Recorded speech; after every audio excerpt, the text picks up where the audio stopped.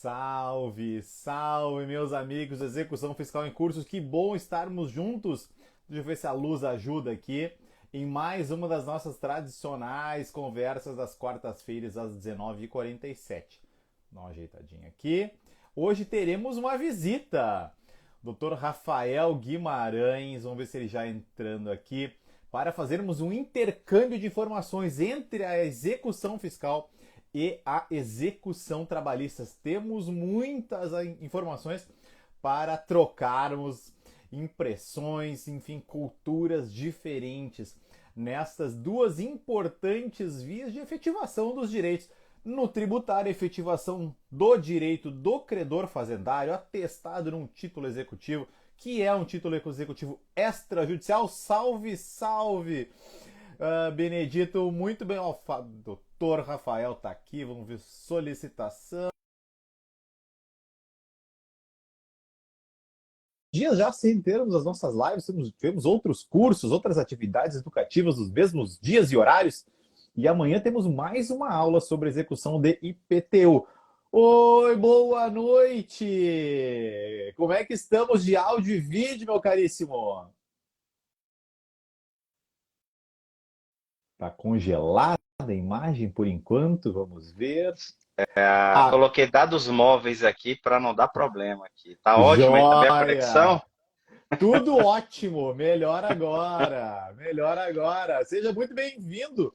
Sabe, Rafael, que a gente tem uma conversa aqui tradicionalmente nas quartas-feiras, tratando dos assuntos relevantes das execuções fiscais. Ocasionalmente nós temos visitantes, então seja muito bem-vindo à nossa atividade educativa aqui das quartas-feiras, um intercâmbio de informações. Eu sempre faço uma abertura que nessas aulas aqui, nessas nossas conversas, nesses conteúdos, eu faço uma visita de todos os assuntos relevantes aqui do cotidiano das execuções fiscais. Eu ia fazer essa abertura e hoje com um intercâmbio de informações muito bacana com a Justiça do Trabalho, com quem realmente sabe do que está falando. Então, seja muito bem-vindo, fico muito satisfeito, muito alegre que tenha dado certo aí o nosso cruzamento de agendas para que essa conversa efetive. Então, obrigado pelo convite. Seja bem-vindo aqui no pessoal do Execução Fiscal em Curso, Rafael. Muito bom, Tiago. Primeiramente, eu quero agradecer o convite, né, por participar, né, desse espaço aqui com você, né, grande professor. Acompanho com muito carinho, muita atenção, né, as suas atualizações diárias, esse espaço de disseminação de conhecimento, né? Como você sempre destaca aí, a importância também da gente aqui na magistratura de disseminar conhecimento, porque isso aperfeiçoa o sistema de justiça, né? Isso que a gente faz aqui cotidianamente, o seu perfil ali todo dia atualizando, né? E a gente, todos os atores do sistema de justiça que te acompanham aqui também se sentem muito prestigiados, atualizados aí com conteúdo de primeira, né? E para mim é uma realização, né? Estar conversando com um colega da Federal e eu que, né, lá atrás, né, fui estagiário da Justiça Federal de Petrolina, no TRF da Quinta Região do Nordeste. Olha que coisa, né? Olha E só, já é de casa, já é de casa. sempre tive um contato com a execução fiscal, porque eu estagiei na Justiça Federal, então manuseei bastante a execução fiscal. Sim, E fui estagiário de duas procuradorias estaduais, da Bahia e de Pernambuco, né? Que é a minha sim. região, ela é região fronteiriça, né, Bahia e Pernambuco, então tive a oportunidade de estagiar nas duas procuradorias e eu Olha sempre tive uma paixão por só. execução fiscal, né? Sempre tive esse contato desde a Sério? faculdade, Que algo legal. que carreira fazendária era algo que assim tinha um dos meus focos, né? Era a carreira fazendária, só que a vida, né? Os ventos me sopraram aqui para a magistratura do trabalho e cá estou, né? Muito, né? Focado na execução, porque é algo Claro. que me realiza e realiza também a jurisdição. É na execução que é o ponto alto, né, da prestação jurisdicional, né, no nosso caso aqui da execução, né, trabalhista ou também, né, na execução civil. E no caso da execução fiscal, é exatamente a efetivação de um crédito reconhecido devidamente constituído, com CDA emitida bonitinha ali, e agora o contribuinte precisa pagar essa fatura. Se não pagou voluntariamente, que vai pagar de forma né, coativa, sofrendo atos de império do Estado juiz, né? Então, muito legal estar aqui esse papo, esse intercâmbio de conhecimento com você. Muito obrigado pelo espaço. Olha só, que beleza. Olha, assim, realmente a vida nos leva para os caminhos, né? E é curioso isso realmente, né? A minha graduação foi muito focada no direito privado e cá estou no direito público. Na preparação para o concurso, eu tinha um gosto pela execução fiscal, acompanhando aquela coisa toda de uma forma um pouco teórica, né? Eu era oficial de justiça na estadual na época, e a gente são pouquíssimos os profissionais.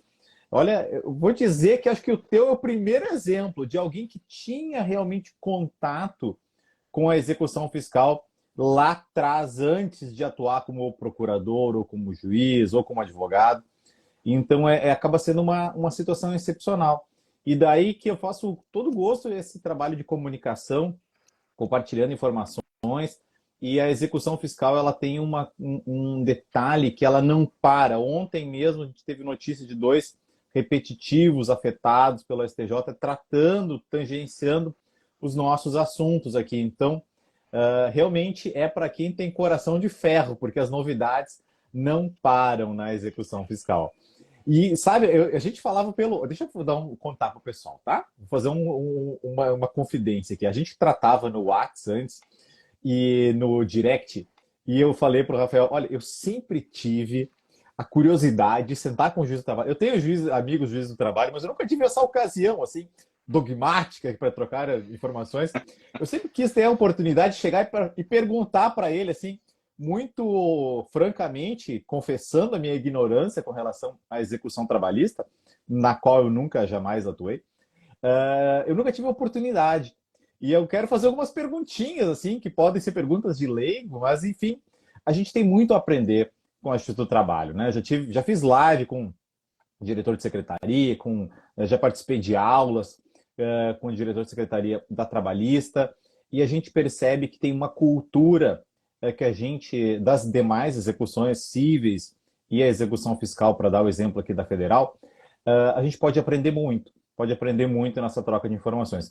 Claro, a trabalhista, eu já te dou a palavra, ela tem esse caráter, né, de efetivar um direito que é alimentar, diz com a própria dignidade da pessoa, e isso acaba estimulando, com o meu olhar de leigo, percebo o uso de uma forma das ferramentas, né, de pesquisa patrimonial, de efetivação coercitiva dos direitos, um uso um pouco mais exuberante.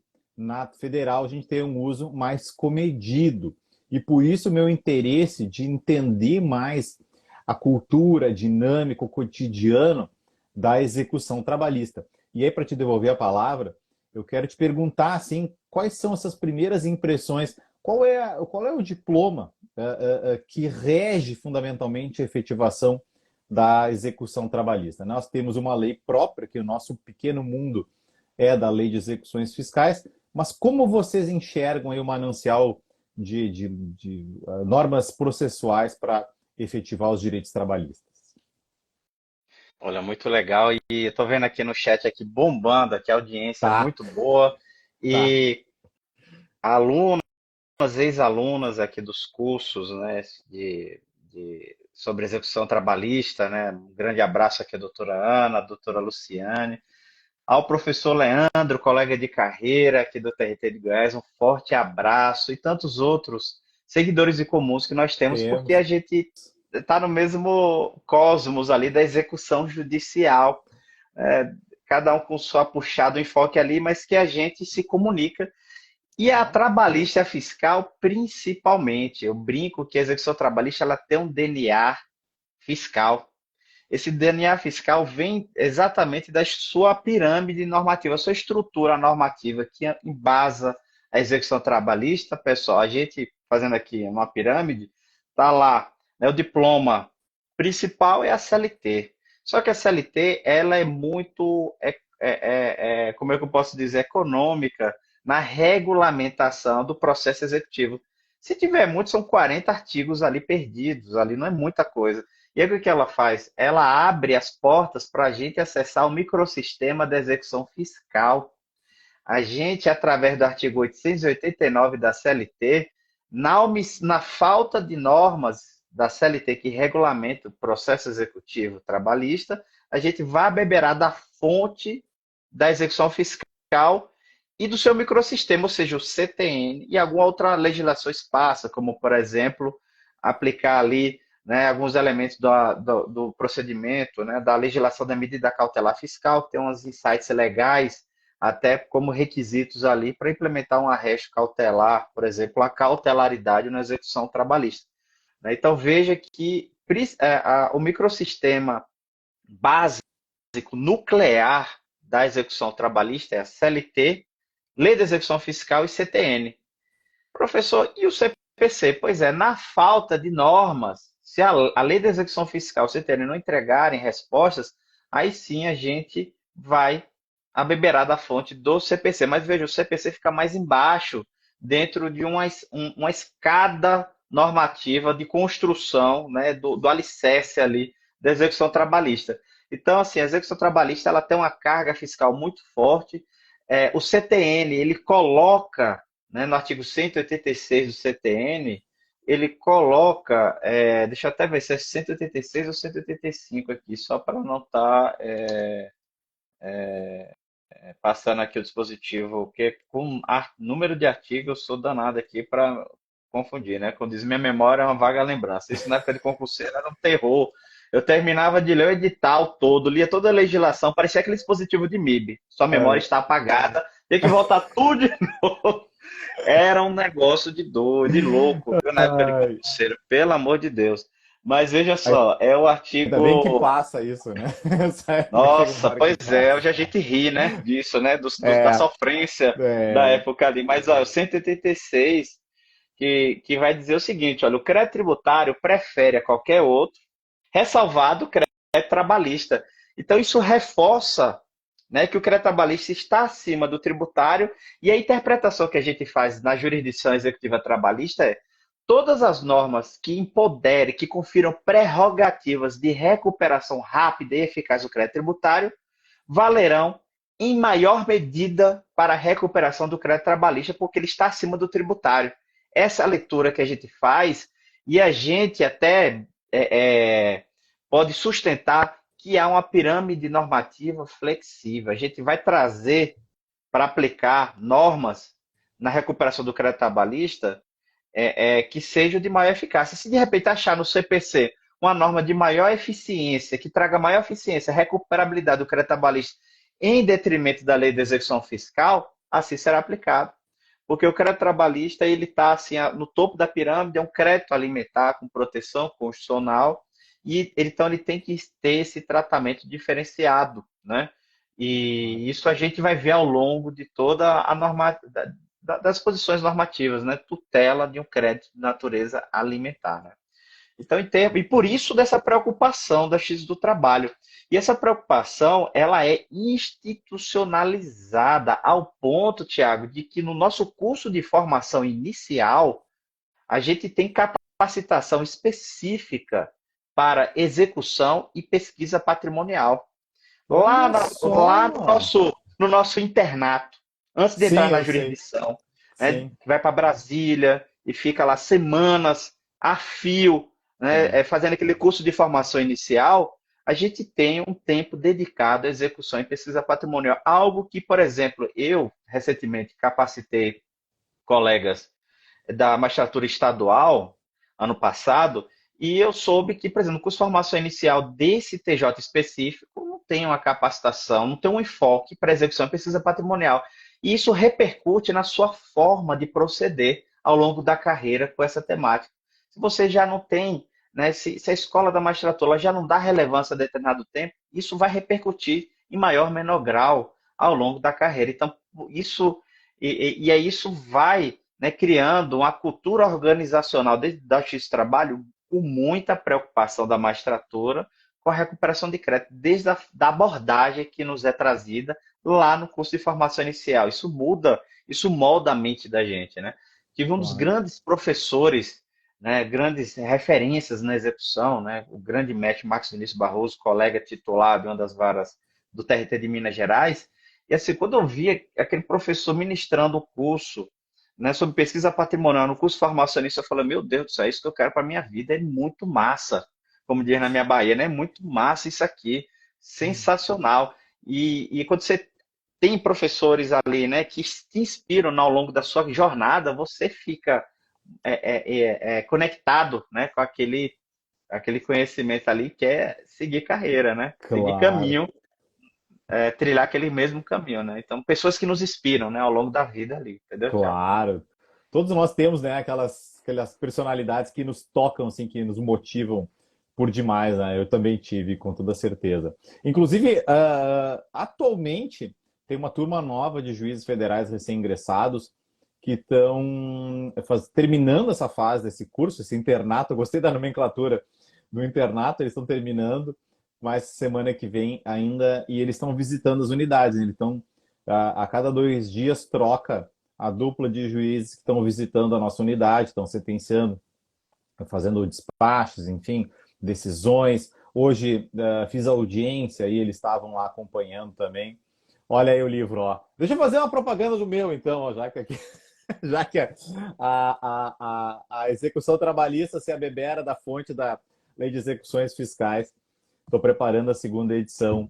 Espero que para breve. Espero que para breve. O mercado editorial nem sempre sai tudo na velocidade que a gente quer. Mas a gente não tem assim os juízes da execução fiscal, eles naturalmente têm, claro, um apreço pelo tributário, mas eu noto que eles têm trabalham muito com gestão, né? Com gestão do acervo, que é um acervo muito grande. E agora até a própria projeto da lei de dívida ativa que está no Congresso trabalha com ideia de gestão, com ferramentas de inteligência, né, cruzamento de dados, já tem algumas iniciativas do CNJ sobre isso, cruzamento de informações para que a gente possa movimentar o acervo de uma forma mais inteligente. E sabe que tem uma curiosidade, isso eu não tinha falado, vou de mais uma confissão, isso eu não tinha falado. Sabe que muitas vezes me perguntam sugestões de temas de estudo para mestrado, para trabalho de conclusão. Ah, essa ideia seria interessante para uma dissertação de mestrado. Muitas vezes me perguntam. E eu sempre sugiro, olha só, eu sempre sugiro, porque eu tenho uma curiosidade acadêmica sobre isso, fazer uma comparação das culturas da jurisprudência trabalhista e da jurisprudência da execução fiscal, que vai se dividir naturalmente, né, entre a estadual e a federal, mas capitaneadas pelo STJ, as diferenças de cultura no tratamento da responsabilidade de terceiros.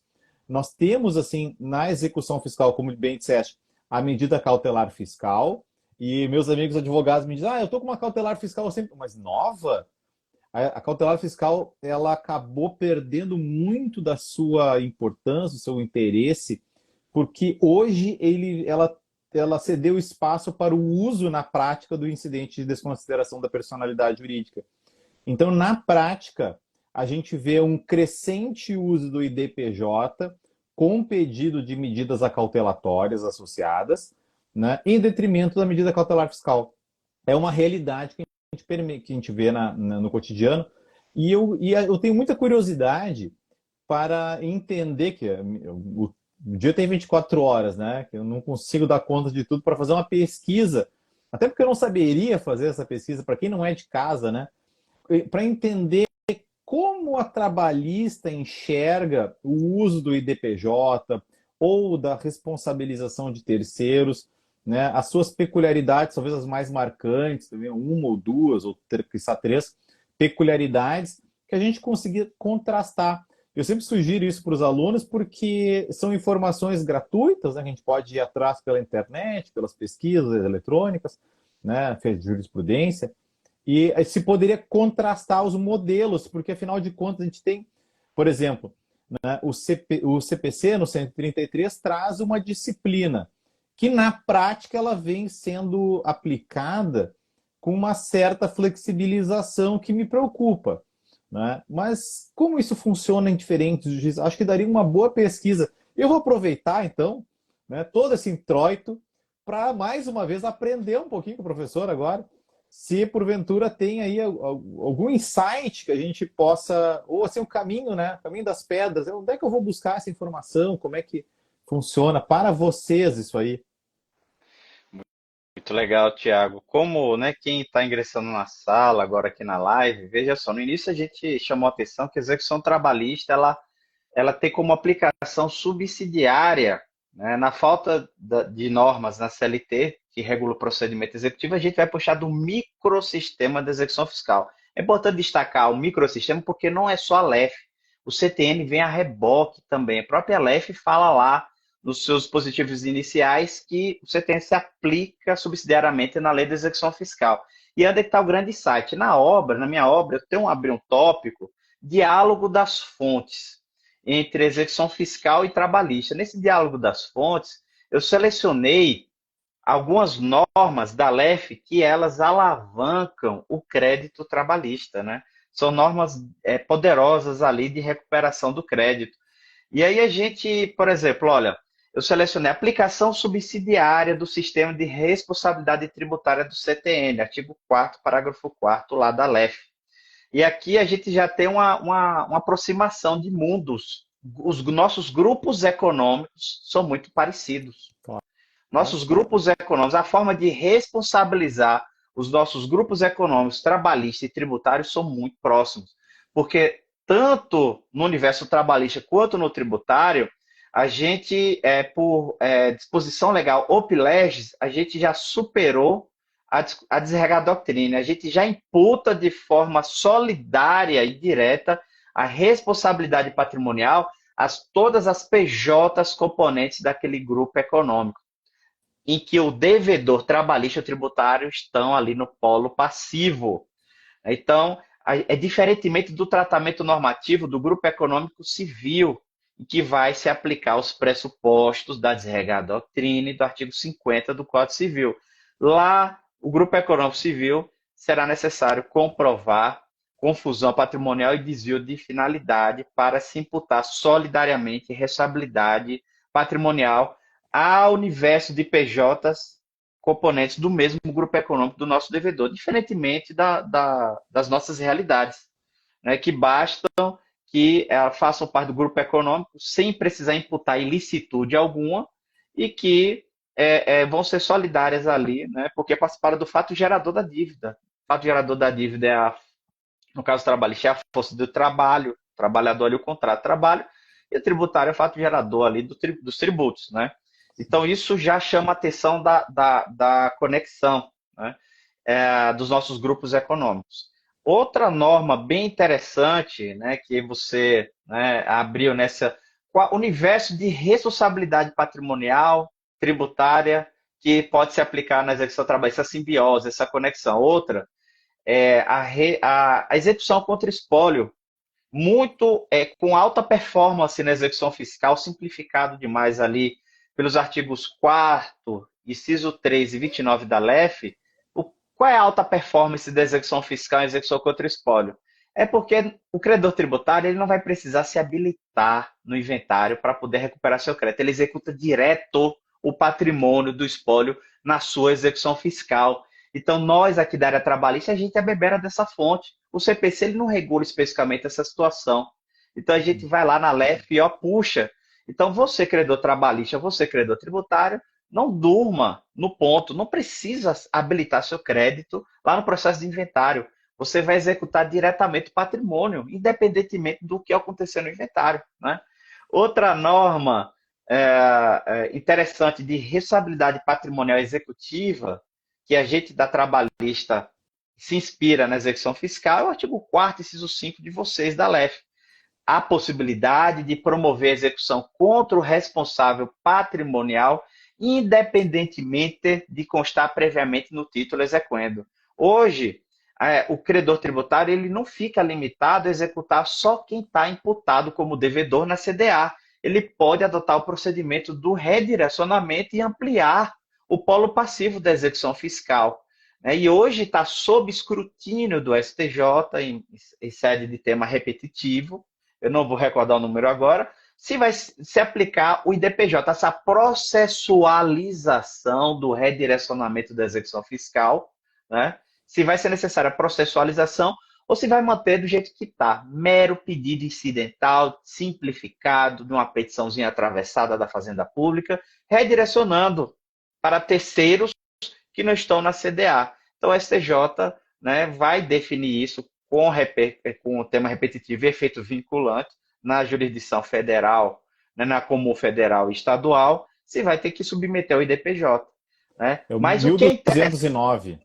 1209, maravilha. Mas o que é interessante, viu, Tiago, é que isso flerta um pouco com a temática que nós estamos, né, da área trabalhista, né, nós estamos muito ansiosos, que é o tema 1232, e toda a discussão se é possível ampliar o polo passivo da execução trabalhista, especificamente o grupo cadeia empresarial, que não esteja no título judicial, ou seja, reconhecer grupo econômico depois de já formado o título judicial.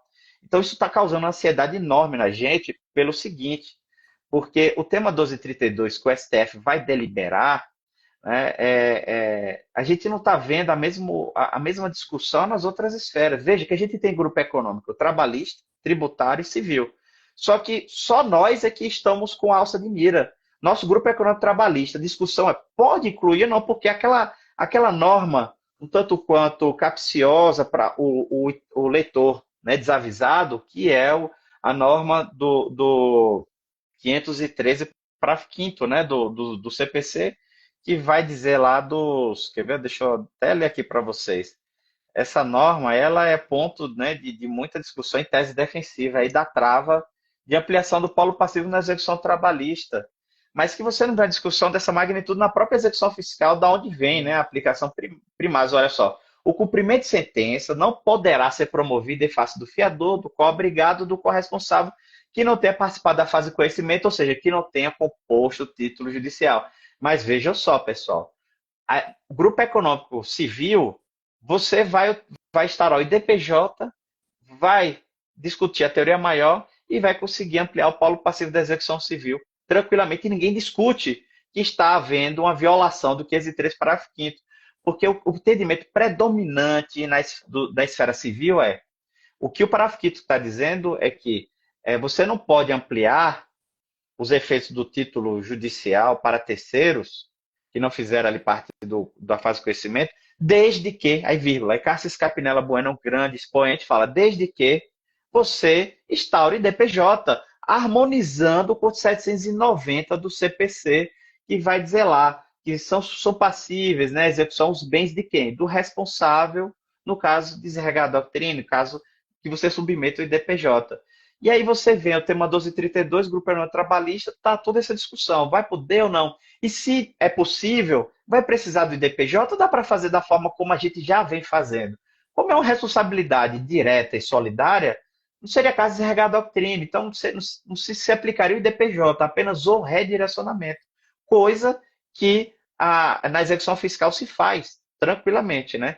Então veja, Tiago, a gente tem esse tema 1232 que fala da saudade patrimonial trabalhista, mas que, a depender do que se julgue ali, pode ter sérias repercussões nas discussões também fiscal e civil, porque a lógica é a mesma, as normas se comunicam na discussão ali, né? Não é só o artigo 2º da CLT que está sendo alvo de debate, né? Mas a própria dinâmica, né, de você ampliar o polo passivo da execução para além de quem está no título executivo. E isso não é um problema só nosso, trabalhista, isso é um problema fiscal também e civil. Né? No final das contas, pode haver alguma repercussão, mas me parece que a tendência do Supremo é que vá legitimar, até para manter a harmonia sistêmica, né? Harmonizar, só que vai exigir o IDPJ, e é algo que o STJ, veja só as coincidências, né? As evidências aí, vejo que o STJ está atento a esse tema. Sabe por que ele está atento? Porque assim que o Supremo ele deu repercussão geral, deu evidência do tema 232, o que é que o STJ fez? Puxou esse RESP repetitivo no vácuo do STF. Ele seguiu o vácuo do STF, então o STJ vai se antecipar ou já está ali direcionando. Não, vou puxar o IDPJ. Eu acredito que na execução fiscal vai exigir o IDPJ. E o IDPJ, como instrumento processual, incidente cognitivo, Tiago, não é vinculado necessariamente a desregar a doutrina, porque é algo que pouco se aplica até na execução fiscal, porque as responsabilidades patrimoniais, tributárias da execução fiscal, elas são pessoais, diretas, os requisitos são específicos do CTN, a infração à lei, são imputações mais objetivas até, Sim. diferentemente do artigo 50 do Código Civil.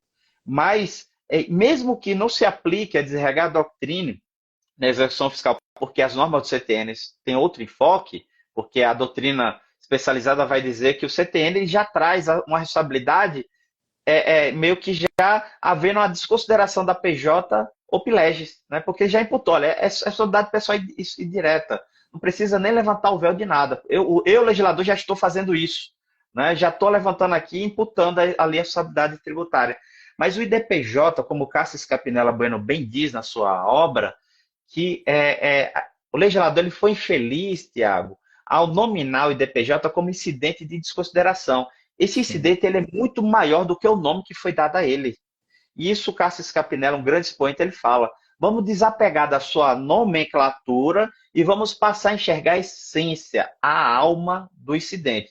É um incidente cognitivo de intervenção de terceiros na fase de execução que irá franquear o contraditório em ampla defesa ao terceiro incluído na execução que não está no título executivo. Pessoal, essa é a leitura que a doutrina mais moderna faz do IDPJ, e isso justifica, para muitos, começa a fazer sentido o porquê de se ampliar o alcance originário do IDPJ para situações para além da sua origem, que é atrelado ao aspecto processual da desregar doutrina, alcançando situações de responsabilidade patrimonial pessoal, direta e solidária.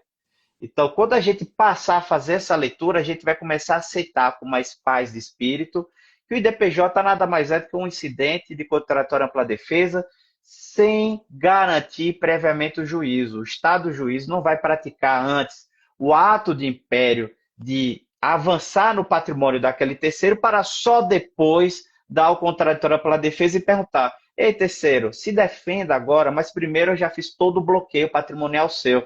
Então, é uma remodelagem à luz da tendência contemporânea do Código Fluxo de constitucionalizar os procedimentos, né, dando esse verniz constitucional ao processo civil moderno contemporâneo, entendeu, Tiago? Isso vai ser uma Claro. tendência natural do STF, STJ. E aí, olha só, seguindo aqui com esse diálogo das fontes, tem outras normas aqui interessantes, né, da LEF, só para a gente fechar e passar aqui para você, que eu destaco, por exemplo, olha só, pessoal, a remoção de bem penhorado e nomeação do exequente como depositário fiel como prioridade. O desapossamento imediato do devedor do bem objeto de construção judicial. Hoje a gente, na execução trabalhista civil, ainda tem uma prática arraigada de nomear o devedor como depositário fiel. Pessoal, a lei de execução fiscal, muito tempo antes, já falava que a prerrogativa de ser depositário fiel não é do devedor, ele é residual. A prerrogativa é da Fazenda Pública ou depósito judicial e, por último, devedor. Na falta de condições, depósito judicial ou credor tributário, no nosso caso trabalhista, não tem condições de ser depositário fiel, aí sim fica na posse do devedor. Mas o foco é o desapossamento imediato ali. Isso dá um efeito até coercitivo no devedor, porque Claro. ele vai ver que é melhor resolver a execução, pagar, fazer um acordo, tal, do que ficar empurrando com a barriga. Isso está no artigo 11, parágrafo 3º da LEF. E a gente vai ter, olha só, outra norma, artigo 29 da LEF. Isso é maravilhoso. Pessoal da área trabalhista, vejam como o credor tributário ele é poderoso com suas prerrogativas ali, né, na execução fiscal. Não submissão do crédito fiscal a concurso de credores ou habilitação em várias situações, entre elas inventário. De É. novo, a história do inventário, né? E a gente vai ter também, e aí isso é importante, olha só, o interprocedimental, pessoal, da pressão intercorrente trabalhista. E a gente sofreu influência diretamente do que veio da LEF. Veja só, a pressão intercorrente trabalhista, antes da reforma trabalhista de 2017, que ela foi lá e enxertou A pressão intercorrente na CLT, no artigo 11A, não existia, Tiago, pressão intercorrente dentro da CLT antes de 2017, não, com norma positivada. O que a gente fazia? A gente aplicava subsidiariamente o artigo 40 da LEF, para quem era adepto da pressão intercorrente na execução trabalhista. Mas aí veio o legislador reformista e falou, não, tem sim, está lá no artigo 11A, só que ele foi econômico demais. Ele falou muito pouco sobre a regulamentação da pressão intercorrente. E aí hoje o que a gente tem que fazer? Pegar todo o procedimento do artigo 40 da LEF e transportar ali para procedimentalizar a aplicação da pressão intercorrente. Esse artigo 40 da LEF ele é tão interessante que ele persuadiu o legislador ordinário para implementar a pressão intercorrente civil no artigo 921 do CPC. E quem está por trás de tudo isso é o STJ, com seus julgamentos repetitivos em cima de julgamento, em cima de julgamento, e foi consolidando diretrizes, né, estándares jurídicos sobre pressão intercorrente tributária e se tornou um grande vetor para o legislador, um referencial para o legislador reformista civil e o legislador reformista trabalhista. Falei demais, passa aqui a bola para você, meu amigo. Não, tá maravilhoso, maravilhoso. E é exatamente o que eu sempre disse, fazendo do fim para o início. Eu sempre falo que a lei de execuções fiscais, por isso que no meu livro a editora pegou uma imagem do próprio STJ. Eu sempre brinco que a lei de execuções ela vem sendo modernizada na prática pela jurisprudência, notadamente do STJ. O Supremo aqui e acolá deu algum retoque, mas o STJ vem remodelando o sistema de cobranças tributárias, o que foi muito marcante desde, vamos dizer, desde 2000, desde os anos 2000, início dos anos 2000, aí veio uma lei aqui, ia colar alguma alteraçãozinha, mas a jurisprudência é um papel muito, vamos dizer então, desde os repetitivos, né? 2006 em diante, por aí. Então, a gente teve uma reforma na prática vinda da jurisprudência, notadamente do STJ, e isso exportou cultura da execução fiscal, né, que hoje está no 921, que é uma réplica, mutatis mutandis, do sistema de prescrição intercorrente da execução fiscal, exportou uma cultura para a reforma da lei de falências, lá em 2020, que alterou para colocar, agora tem um projeto de lei sobre o devedor contumaz, mas a sistemática de esvaziamento patrimonial como um ato de falência, a possibilidade, né, prevista em lei do pedido de falência por parte da Fazenda Pública, são conhecimentos, testes que a jurisprudência fez no laboratório de execução fiscal e que chegaram a um público aumentado agora, né? Então a gente vê, assim como o direito do consumidor, né? O direito do consumidor foi um grande laboratório para experimentar o uso, né, desse ferramental para atingir patrimônio de terceiros, que a gente hoje, né, todos os ramos se aproveitam dessa cultura. Então é muito interessante ver, e nós da execução fiscal ficamos felizes de ver que o nosso trabalho acabou repercutindo em muitos aspectos interessantes. Então foi uma aula mesmo, e eu fiz várias anotaçõezinhas aqui já, ó, para continuar a minha pesquisa. Quanto à sistemática de corresponsabilização, a gente tem um arranjo, né, na execução fiscal, que foi um avanço que veio iniciado em 96, que era da troca do modelo do TFR de responsabilidade objetiva para uma responsabilidade subjetiva tributária, né, exigindo prova de fraude à lei ou de violação dos contratos ou do estatuto.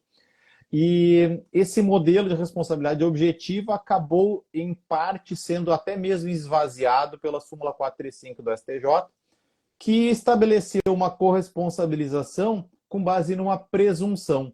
Então, é uma responsabilidade subjetiva com base numa presunção nessas situações que são as mais frequentes, né, de suposta dissolução irregular.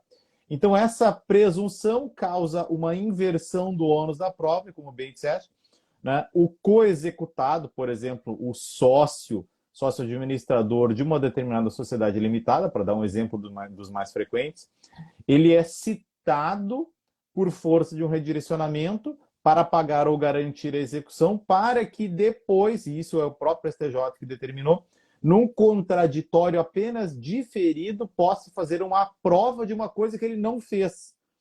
Então, é um arranjo, isso não sou eu que estou dizendo, tá? Isso aqui é o STJ que diz que o redirecionamento se dá com base numa presunção, ele é citado, ele não é intimado para produzir prova antes, ele é citado para pagar ou garantir e ele vai ter direito de embargar depois de ter feito uma penhora, ter contra si feito uma penhora. Então, é um arranjo que, na minha ótica, e com os ventos de um processo civil constitucional, é um arranjo ruim. Né? E por isso o IDPJ ele vem em boa hora para permitir, né, e até arredar esse entendimento restritivo de que na execução fiscal não se pode produzir provas, que tem que ser nos embargos, eu não posso ouvir testemunhas. E no IDPJ é um incidente de cognição ampla, né? Então eu posso fazer perícia, como a gente tem feito, ouvir testemunhas, e além da produção de prova documental. Então é um arranjo que prestigia a ampla defesa, que visa preservar a pessoa de ser surpreendida como uma citação para pagar, mas que não participou do processo originário, né, de constituição do crédito, não participou, talvez não tenha tido nem ciência do que a empresa tinha feito mesmo, né, por questões contratuais e que depois a gente vai aprofundar. Então a gente tem muito um arranjo realmente que poderia ser melhorado, né, na execução fiscal com relação à ampla defesa, num processo que, ao menos no tributário, na minha ótica, deveria ser um processo igualitário, né? E a gente tem um desequilíbrio de forças, né? O fisco pode muito, como bem disseste, tem uma força muito grande, né, na execução pelas ferramentas que a lei lhe coloca. E eu queria aproveitar para devolver uma pergunta, que eu lançava uma provocação.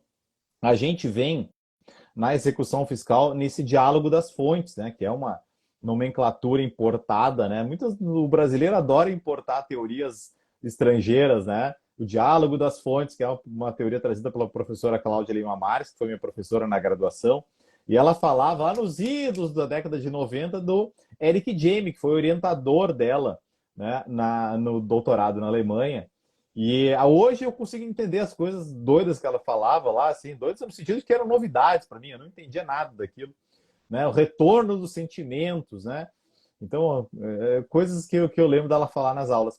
E ela trouxe isso, mas isso está desde 80 na lei de execuções, que é a abertura da lei de execuções para uma permeabilidade, né?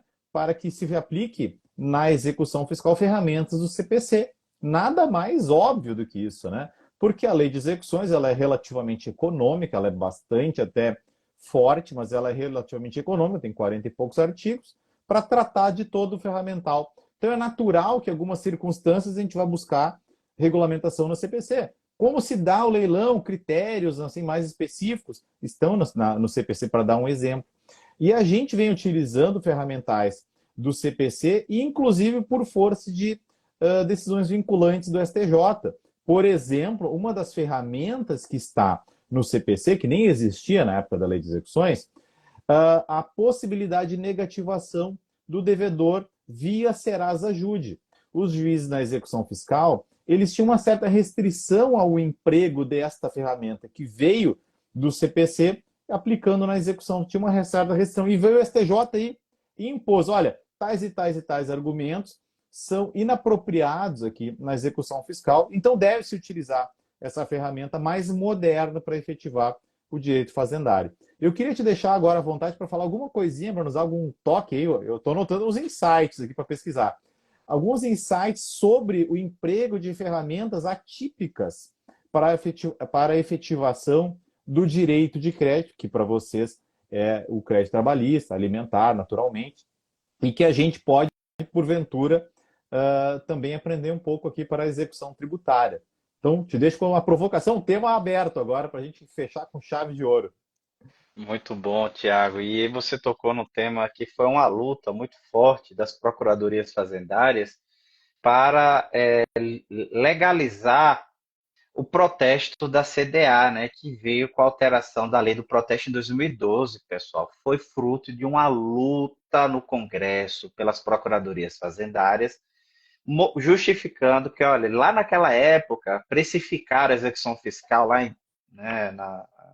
os idos ali de 2000 e tal, ali, R$ 5.000. Hoje já está em 10, pelo que o Supremo disse. Mas na época, quando para justificar que o legislador precisa autorizar que a CDA também seja permitido o seu protesto notarial, a execução fiscal por ano custava, né, o erário R$ 5.000 para justificar ali, né, essa alteração e conseguiu, deu certo, né? Está lá no artigo 1º, parágrafo único da lei do protesto, né? Que entre os títulos protestáveis a CDA. E hoje a CDA, o protesto é a bola da vez do Supremo para justificar, criar uma barreira de acesso à jurisdição às execuções fiscais. Essa barreira aí, né, que vocês acompanharam ali, de execuções até 10 mil, essa perda de escala. Não justifica executar crédito de 10 mil, porque o erário vai gastar 10 mil para executar 10 mil. Então, primeiro, fisco, proteste, tenta recuperar o crédito extrajudicialmente, protestando, vai que isso é uma medida executiva indireta, né, Tiago? A gente tem, assim, dentro da classificação das tutelas executivas, né, a gente tem lá as medidas executivas diretas, ao lado delas temos as indiretas. As medidas executivas diretas, pessoal, os atos de império de constrição, de avanço nos bens do devedor, penhora, arresto, indisponibilidade, são medidas constritivas, de constrição judicial. Você vai lá e faz um bloqueio patrimonial. Isso é medida executiva direta, porque a execução ela é patrimonial. Então, o foco é o patrimônio do devedor e não a pessoa do devedor. Isso, né, desde, né, as reformas no direito romano, sob influxo do cristianismo, parou com essa ideia de executar a pessoa do devedor até, inclusive, com pena de morte, né? E outras coisas bem pesadas, como até esquartejamento, e até a doutrina vai falar que o credor tinha a prerrogativa de proibir a família de velar o corpo, para aumentar o sofrimento da família. Já pensou como era antigamente a execução de dívida? Não. Olha, ali de ordem de esquartejamento, está proibido família de velar o corpo. Isso era uma agressão muito grande para a memória da família, não poder sequer velar o corpo do devedor. Então, graças a Deus, né, a humanidade evoluiu, execução patrimonial, só que a gente tem a medida executiva indireta, que ela flerta com a ideia de você atacar a parte comportamental do devedor. Não vai atacar a integridade física, mas vai atacar a integridade psíquica do devedor. Mas o ataque precisa ter respeito à Constituição, como o Supremo falou na AD 5941. Você não vai causar um sofrimento psicológico que viola a dignidade da pessoa humana. Sofrimento psicológico, por exemplo, você vai atacar a parte psíquica, a coerção, né, no devedor para que ele venha voluntariamente pagar a dívida. Aí vamos dar um exemplo assim bem exagerado. Cortar, né, a luz e a água do devedor. Ele não pode nem beber água, nem tomar banho, fazer nem as suas necessidades básicas para que ele pague a dívida. E isso é uma agressão muito grande à dignidade da pessoa do devedor. Isso é uma agressão psicológica, não é permitida pela Constituição. Mas aí a medida executiva indireta, com essa ideia de você não atacar frontalmente os bens do devedor, mas no flanco dele, a parte psicológica, a gente vai ter vários instrumentos. Aí a gente vai ter a ramificação da medida executiva indireta e mais duas subdivisões, Tiago. A gente vai ter a medida executiva direta tipificada na lei, exemplo, o protesto. O protesto, ele não é medida de constrição judicial, não se faz bloqueio de bens com o protesto. O que o protesto faz, pessoal? Corta a irrigação financeira do devedor, junto ao sistema de crédito nacional. Simplesmente o devedor, da noite para o dia, vai parar de emitir talão de cheque, cortes de linha de cartão de crédito, vai ter em algumas situações corte de relacionamento bancário, o banco vai cancelar o seu relacionamento bancário, a depender da gravidade ali da situação. Então a gente vai ter o quê? O devedor ele vai se ver sem linha de crédito. Né? Isso, o protesto vai permitir isso, a negativação do devedor nos birus de crédito, Serasa, SPC, Boa Vista, etc. Isso se chama medida executiva indireta típica, porque já está na própria lei. É só preencher o pressuposto legal. No caso da execução trabalhista e civil, só tem um requisito. Na verdade, vamos colocar dois, bem objetivos, Tiago. A ausência de pagamento voluntário dentro de um interstício de tempo. O prazo de pagamento voluntário, lá no cumprimento de sentença, 15 dias, passou disso, já dá para negativar o devedor. No caso da execução trabalhista, está lá, 45 dias, é o prazo até mais dilatado para o devedor trabalhista, né? Isso é uma discussão até grande, quebra de isonomia entre credores, civil e trabalhista. O civil tem 15 dias e o trabalhista é 45 dias, sendo que a gente é alimentar, o nosso crédito aqui, né? Então se discute até uma inconstitucionalidade, porque quebrou a isonomia com o credor quirografar, e a gente é super privilegiado, está lá no topo da pirâmide, enfim, né? São situações aí que a doutrina debate, mas hoje tem esse prazo. Mas aí a gente tem a medida executiva indireta atípica, que a gente vai se amparar no artigo 139, inciso 4 do CPC, pessoal. Essa norma que foi analisada pelo STF na D 5941 e ele fez análise constitucional, os limites disso. E os limites não só foram traçados pelo Supremo em concreto, e sim em abstrato. Sempre com o vetor de que o juiz vai ter a liberdade de escolher a medida coercitiva atípica, mas que o teto, o céu é o limite, na verdade, para o juiz, o céu é o limite é a Constituição. Então, no caso concreto, verificar a razoabilidade. E sabe o que é interessante, Tiago? Que o Supremo, na esfera tributária, décadas atrás, ele já tinha analisado isso. E o engraçado é que o Supremo nem mencionou isso. Só tem 3 súmulas antigas do Supremo que ele já falava da medida executiva atípica na execução fiscal. São 3 súmulas que, assim, eu vou dizer, o credor tributário botava, como diz, né, no popular, botava para moer. Sabe o que o credor tributário fazia aqui, pessoal? Olha só, que precisou o Supremo sumular décadas atrás. Vou resgatar as 3 súmulas aqui, súmulas bem antigas, mas que dão o nosso vetor de qual é o limite de uma medida executiva atípica, né? Aqui, ó, 3 súmulas antigas. Ó. A súmula 70 do STF vai dizer o seguinte, olha, é inadmissível a interdição de estabelecimento como meio coercitivo para a cobrança de tributo. Pessoal, isso é medida executiva atípica. A pessoa deve ao fisco, é o fisco o quê? Né? Bota para fechar a empresa. Você não pode me pagar, não pode produzir. Fecha o estabelecimento. O Supremo, lá atrás, na súmula 70 antiga, falou, não, isso não pode. Você não pode inviabilizar a atividade econômica. Não pode implementar isso com medida coercitiva. Isso é um referencial constitucional que o Supremo não citou na DI 5941, as súmulas dele. Outra súmula que não foi citada na DI 5941 e se trata de medida coercitiva também, a 323. É inadmissível a apreensão de mercadorias como meio coercitivo para pagamento de tributos. O Supremo já tinha analisado essa questão, pessoal, na esfera, veja como a execução fiscal é muito mais arrojada e a gente se inspira demais na era trabalhista. Outra súmula 547 aí, do Supremo. Não é lícito a autoridade proibir que o contribuinte em débito adquira estampilhas, despache mercadorias nas alfândegas e exerça suas atividades profissionais, né? Então, hoje, a gente tem esses limites. Mas o que é que pode, então, fazer, né, como medida executiva atípica, né, e que o Supremo autorizou? Bloqueio do passaporte de um devedor que ele efetivamente oculta. É um devedor que tem patrimônio e vai ocultar. O bloqueio de passaporte vai ser evidenciado, pessoal, nos casos aí que você demonstrar que ele deve, mas ele está em rede social ostentando viagens ao exterior, né?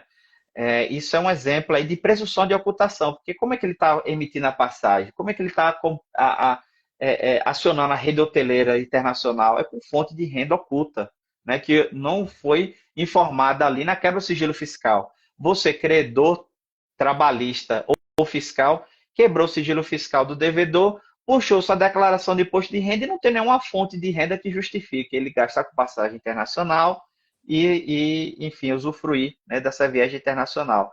Então, há uma presunção de ocultação.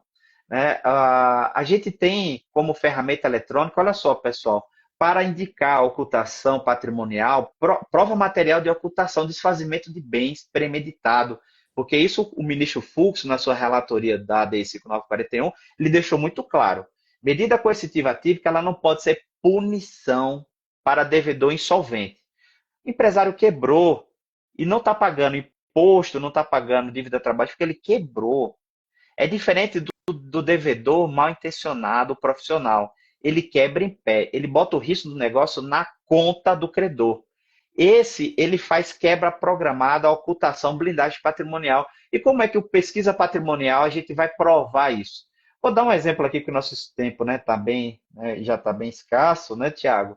Quebrar o sigilo fiscal do devedor via ferramenta eletrônica InfoJude, que conecta o Poder Judiciário às bases de dados da Receita Federal e começar a requisitar ao juiz os relatórios fiscais que estão lá. De largada, a gente tem a declaração de imposto de renda, mas a gente tem outro relatório bem interessante, que se chama DOI, Declaração de Operações Imobiliárias, que vai mostrar as transações imobiliárias passadas e presentes do devedor.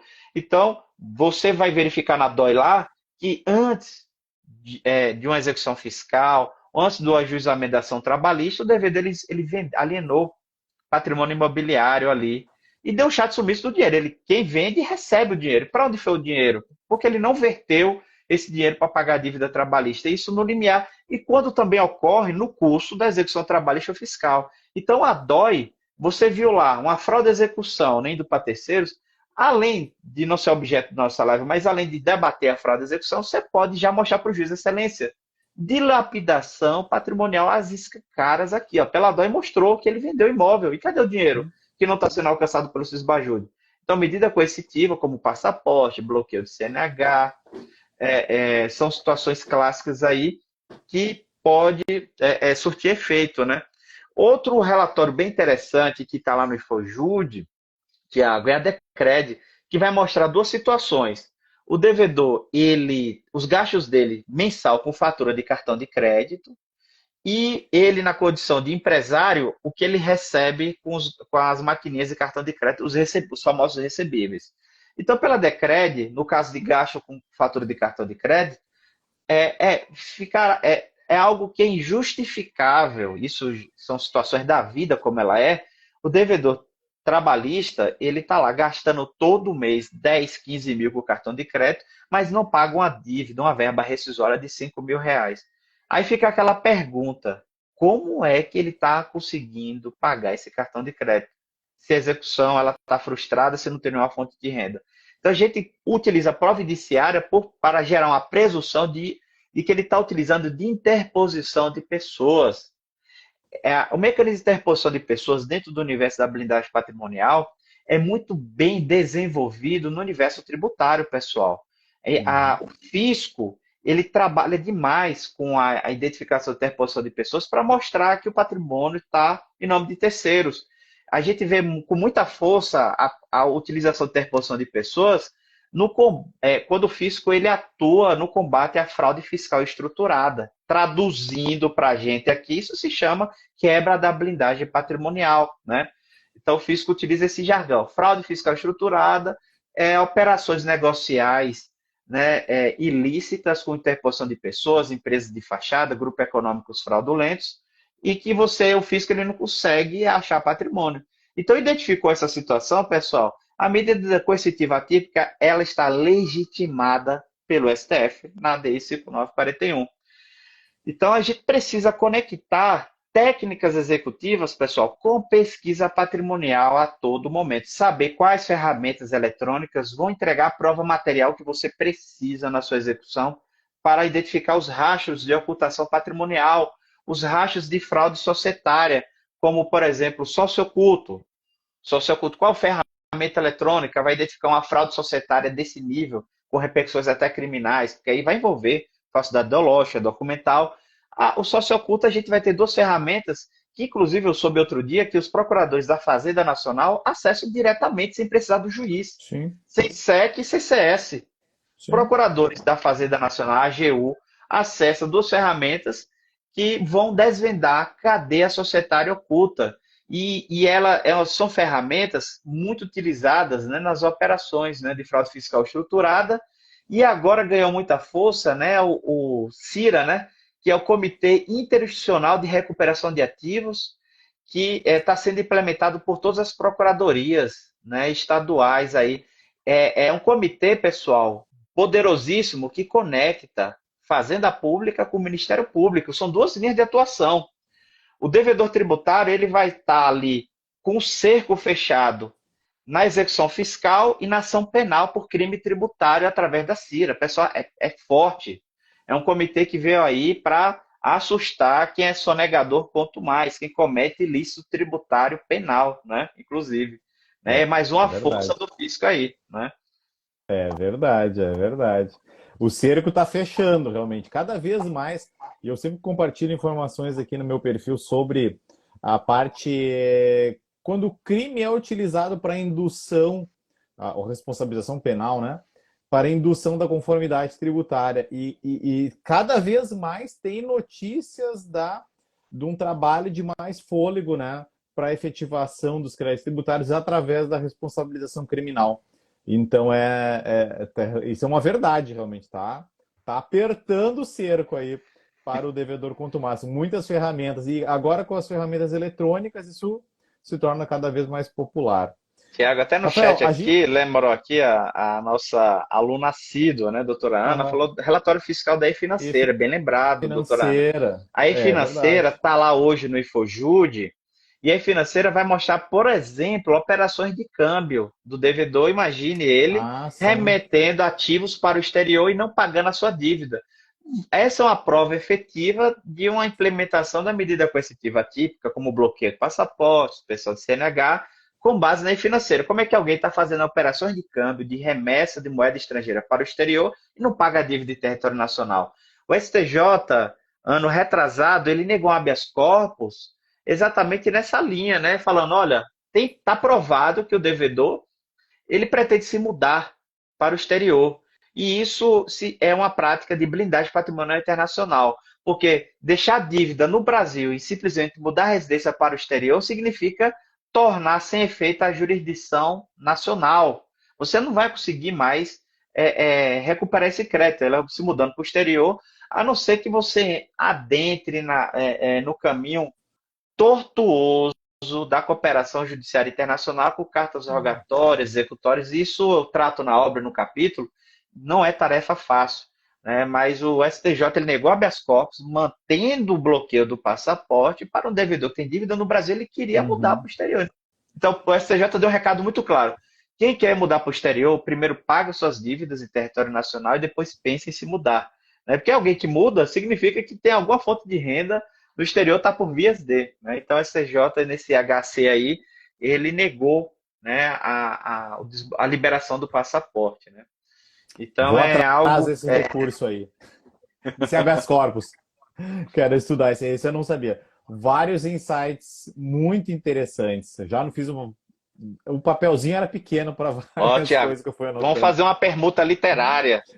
Mando esse Vamos! livro autografado para você e eu quero o seu Vou aqui, ó, na minha mandar. biblioteca. Viu? Vou Vamos aí mandar. fazer uma permuta literária aí, fechou? Fechou total. Eu ia propor isso no final. Eu vou. No WhatsApp a gente troca os endereços, então. E o pessoal perguntou aqui, alguém perguntou, vai ficar salva, tá? E eu queria a tua autorização para depois colocar no meu canal do YouTube também, porque lá é mais fácil de pesquisar as informações. Então, se tu permitir, eu coloco lá também. Muito bom, claro.